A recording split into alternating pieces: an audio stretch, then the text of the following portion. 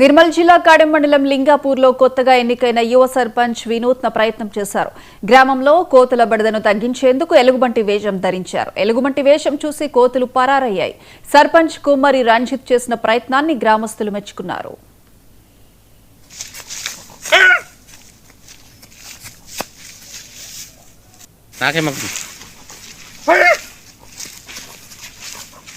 నమస్కారం.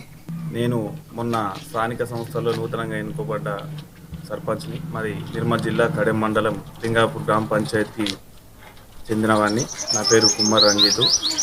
గత 2-3 సంవత్సరాల నుంచి వెళ్ళి మా విలేజ్లో కోతుల బెడద ఎక్కువ కావడం వల్ల ఇంటింటికి తలకు 50 రూపాయలు వేసి బోన్లు చేయించినా కానీ ఆ బోన్లలో కొన్ని పడుతున్నాయి, కొన్ని పడతలేవు. అవి కొన్ని బెదిరిపోయినాయి.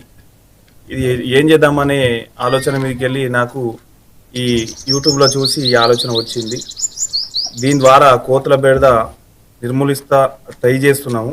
అందరు గ్రామ ప్రజలు, మా పాలక వర్గం, మా వార్డు మెంబర్లు, మా ఉప సర్పంచ్ కావచ్చు, మా సెక్రటరీ కావచ్చు, మా కార్యబర్ కావచ్చు, అందరు సహకరిస్తున్నారు. దీని ద్వారా కోతుల బెడద పోవాలని కోరుకుంటున్నాను.